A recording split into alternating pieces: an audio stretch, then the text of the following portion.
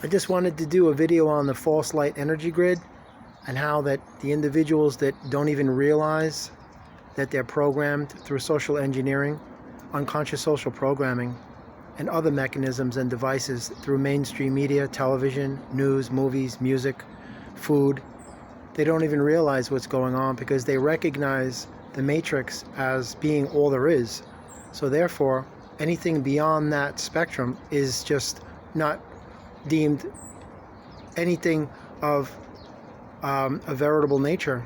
It's looked upon as imaginary or an illusion, when in actuality the matrix is an illusion and everything beyond that is reality.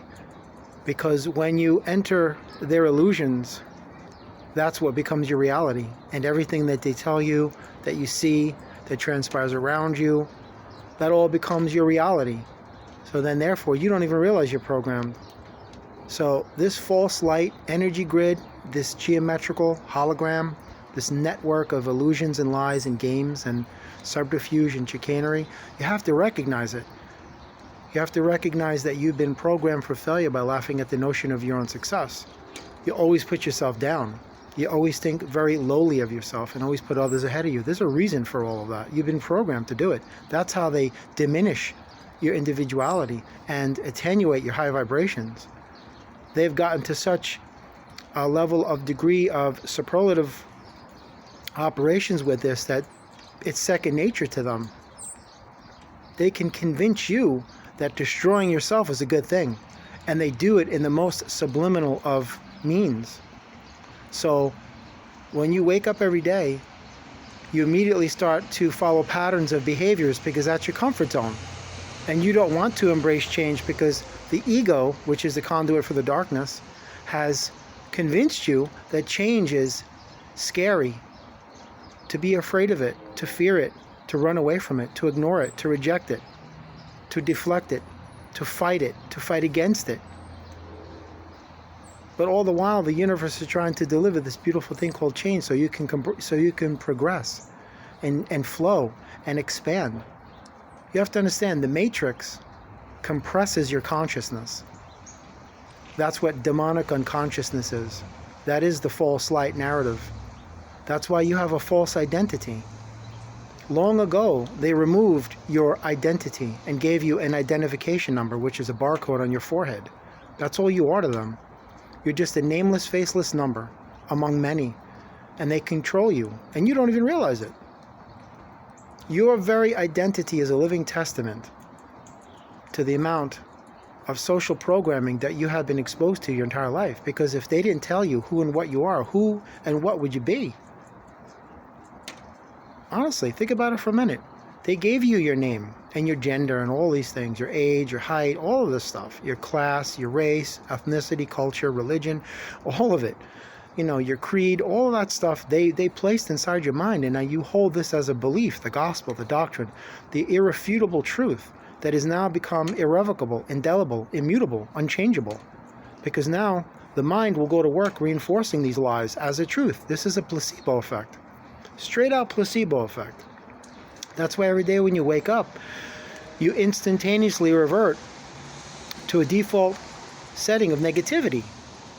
Whereas you just immediately start imaging, and by imaging I mean thinking, of just things from your past, negative experiences, and you are tethered to them through your feelings and your emotions. That's why you keep bringing them up in your memory. You're giving them life. So now you're missing out in the present moment. You're not focusing and living in the moment. You're being distracted by the past. And that's never a good thing. So now what you're doing is you're taking that negative transmission, you're sending it out to the universe, and you're saying to the universe, this is the experience that I desire to observe and encounter again and again and again. Because you are unwilling to change. You're so afraid of it. But if you change the word change into growth or expansion, then you won't be so afraid of it. Everything begins and ends with you, and not with your thoughts. Because a thought is just another form of energy. Think of your thoughts as a vessel that is a means through which your energies are conveyed and transported, just like a truck. Think of the truck as a word or a thought or something you write down or an action, and what's inside the truck is always energy. So your words are energy. Your writings are energy. Your thoughts are energy. It's all energy. It's irrelevant how it's conveyed. The fact is that you have to monitor your feelings and emotions, as these are a prime indicator as to which specific types of energies and frequencies you are transmitting to the universe. And rest assured, somewhere in the cosmos, something is responding to it, because you're activating that multidimensional plane of consciousness or unconsciousness. It depends on what energy you're sending out. If you're sending out negative vibrations, it has nothing to do with attraction. You're placing an order. Just like you're online, you're placing an order with, whatever kind of retailer you want their products from. You specifically place an order, you pay for it, and then it shows up at your door. That's what you're doing with negativity. But in this case, you're getting everything you don't want, and you continually do it. So just recognize that your mind, your physical mind, has always been under control by external remote sources that operate the matrix. It's not delusional fantasy I'm speaking of, it's truth. This is the reason why people don't like to live in truth, because when the truth hurts, you're living a lie, because this system feeds you nothing but lies. So when you hear the actual truth, you don't recognize it as that. You're like, I don't want to accept this. And that's when you go to work and putting in your cognitive dissonance, because you are defending the very system that's killing you. It's analogous to the Stockholm Syndrome, is what it is.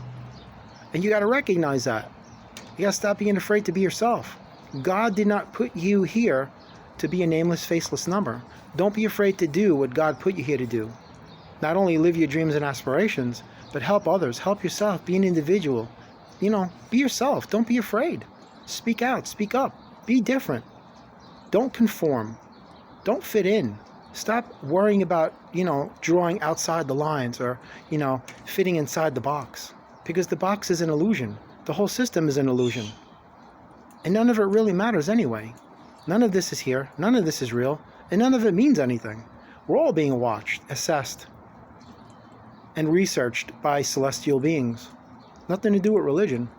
Nothing to do with anything. It's just the way it is. So just work on realizing and understanding that you have the power within you to manifest greatness and miracles anytime, anywhere. You always have, you always will. You don't need anybody. You always need yourself. Stop searching in the external for what already exists within the internal. It's just that simple. You're always on this quest to pursue your happiness or try to find your peace as if it resides somewhere outside yourself, when it doesn't. Everything is within, and it's not cliche to say that.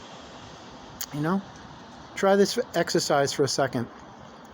Empty your mind. Get rid of all the garbage.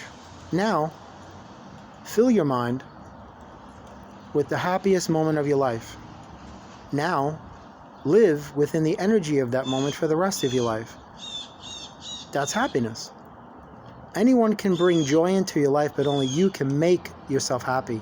And you do that by surrounding yourself with energies and vibrations that bring you that experience, that sensation. And you don't need people to do it. It's just that true, man. God bless. Namaste. Amen. You are always loved, and you are never alone. Absolutely. Have a blessed day.